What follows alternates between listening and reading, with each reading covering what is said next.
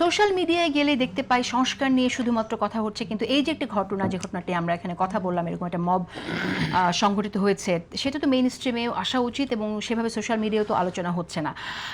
আমি রেজাউল করিম রানী আপনার কাছ থেকে শুনতে চাইছি যে মূল যে পরিবর্তনগুলো প্রয়োজন, সেই পরিবর্তনগুলো নিয়ে আসলে কতটুকু কথা হচ্ছে, শুধু আমরা কি কয়েকটি সংস্কারের মধ্যে আটকে থাকছি কিনা? দেখেন, আপনার যেখান থেকে আপনি সূচনা করলেন আলোচনার, সেখানে একটা কথা আছে, আমি বিখ্যাত দার্শনিক নিৎসের একটা কথা দিয়ে শুরু করতে চাই, বিয়ন্ড গুড অ্যান্ড এভিল।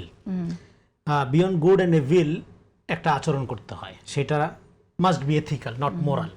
কিন্তু এখানে যারা পলিটিক্স করে, নিজেদের অবস্থানকে একমাত্র মোরাল, নট এথিক্যাল, মোরালিটি এবং এথিক্সের মধ্যে পার্থক্য আছে। আমি জটিল আলাদা যাবো না ফিলোসফিতে আজকে, কিন্তু তারপরেও যারা নিজের একটা সিঙ্গুলার ট্রুথ, আমরাই একমাত্র সত্য, সহি, হ্যাঁ, এবং এই জন্য ফিকশনাল ফ্যাক্ট পর্যন্ত তৈরি করা, এটা হলো হাসিনার রাজনীতি।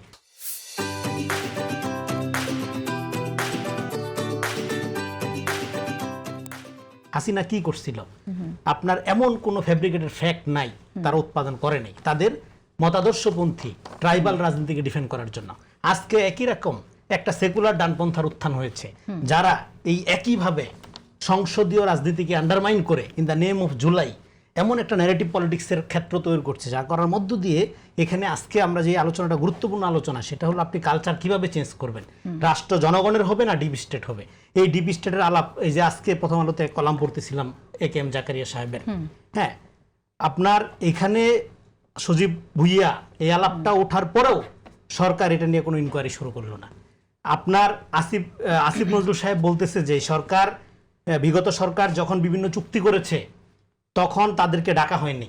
পানি সম্পদ উপদেষ্টা বলছেন, সাখাওয়াত সাহেব বলছেন যে সরকারের ভেতরে সরকার ছিল।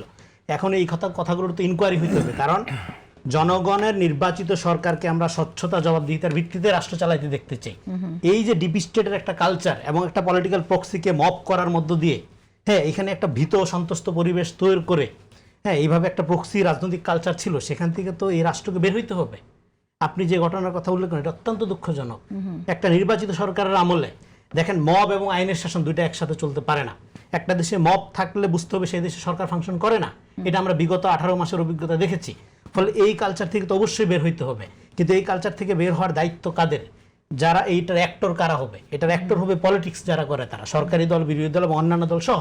এবার পলিটিক্স কি করছে? আপনার যদি রাজনীতি হয় অন্যকে ভিলিফাই করা, ধরেন সরকার খারাপ, ওকে, বিএনপি খারাপ, ওকে, আপনার রাজনীতিটা কি? বিএনপি খারাপ এই কারণে আপনার ভালো হইতে হবে কেন? আপনি নিজ গুণে ভালো হইতে পারেন না? তার মানে এই যে ভিলিফিকেশনের পলিটিক্স, যেটা হাসিনার দীর্ঘদিনের একটা, মানে একটা, এটা আমাদের কালচার, পলিটিক্যাল কালচার, এই কালচারের বিরুদ্ধে তো গণ অভ্যুত্থান হয়েছে। গণ অভ্যুত্থানে আমরা দেখতে চেয়েছিলাম কি? গণ অভ্যুত্থানে আমরা দেখতে চেয়েছিলাম দল যার যার রাষ্ট্র সবার, কিন্তু সেখানে আপনি যখন প্রথমে পোলারাইজেশন করবেন, যে কোনো মূল্যে বিভক্তি তৈরি করবেন, হেট্রেশন, আজকে সোশ্যাল মিডিয়ার কথা বললেন আপনি, সোশ্যাল মিডিয়াতে আপনি যদি একটা দলের সমালোচনা করেন, আপনি অলরেডি গালি শুরু হয়ে গেছে। আপনি যান আপনার চ্যানেলের ইনবক্সে, আপনি দেখেন ইউটিউবে গালি শুরু হয়ে গেছে। এই যে আমি কথা বলতেছি, গালি শুরু হয়ে গেছে, কিন্তু আমি কোনো দলের নাম কিন্তু এখনো নিচ্ছি না, কিন্তু গালি শুরু হয়ে গেছে। এই যে ইবাদত মনে করে তারা গালাগালি করে, এই রাজনীতিটাকে তারা আবার জাস্টিফাই করে। কিভাবে জাস্টিফাই করে? জাস্টিফাই করে জুলাইয়ের নামে, সংস্কারের নামে। দেখেন, সংস্কারের এই যে তাবিজ জুলাই দেওয়া হচ্ছে, কৃষি সংস্কার কমিশনই হয়নি। কৃষকের ভাগ্যের উন্নয়ন না হইলে দেশের ভাগ্যের উন্নয়ন হবে না, এটা দুধের শিশুও জানে। তার মানে কি আজীবন এই সংস্কার দিয়ে আপনার চলবে? নো, সংস্কার আপনার পদে পদে লাগবে, সময়ে সময়ে লাগবে, এবং এটা একটা পলিটিক্যাল প্রসেসের মধ্যে দিয়ে হইতে হবে। সেখানে একটা ডেমোক্রেটিক পলিটিক্সের জন্য আমাদের ডেমোক্রেটিক পলিটিক্যাল পার্টি দরকার।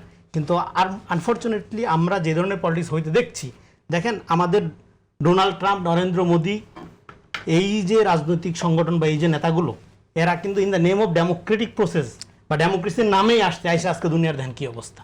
ফলে এখানে পার্লামেন্টারি ডেমোক্রেসি এবং গণতন্ত্রকে ব্যবহার করে কারা সংঘতন্ত্র, RSS, বিজেপি মডেল মার্কা রাজনীতি করে, এবং তার জন্য পোষ্য নানা রকম ইন্টেলেকচুয়াল দোকান খুলে বসে, এই ব্যাপারে জনগণকে সতর্ক থাকতে হবে।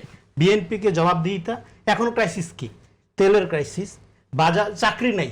আপনি সরকার বলছে কি মূল্যস্ফীতি কমছে, মূল্যস্ফীতি কমছে, কিন্তু কর্মসংস্থান যদি না হয়, এই মূল্যস্ফীতি কমার যে সুফল, এটা কোথা থেকে আসবে?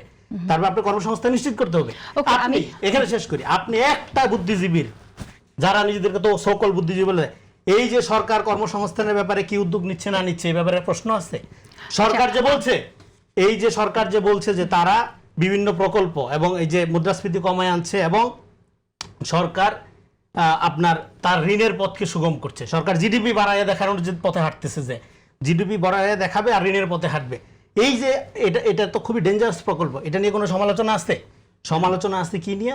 যেখানে একটা ওই যে তুমি খারাপ আমি ভালো, তার মানে কি তারা জনগণকে ইমিডিয়েট, হ্যাঁ বিএনপি যেখানে ফেল করবে সেখানে বিএনপি কি জনগণই ধরবে, বিরোধী দল তো ধরবে, বিরোধী দলের দায়িত্বই হলো ধরা, কিন্তু ধরার কাজটা তো আমরা দেখছি না। বরং সমালোচনা করার পরিবেশটা, যেটা আপনি খানিকটা আলাপ করলেন, পরিবেশটা ধ্বংস করে দেওয়া হচ্ছে। এটা হলো সবচেয়ে ডেঞ্জার। মিথ্যা বলছে এটা এই সমস্যা জায়গাটা না। আসবো রনি, আমি এই প্রসঙ্গে এই কথা বলবো। সমালোচনার তার পরিবেশ আগে- ধ্বংস করা না, হচ্ছে, না, রাজনীতি টক্সিক হয়ে উঠছে। রাইট, আমি এই বিষয়ে Politics কথা of- বলবো রনি, আমি আসবো আপনার কাছে।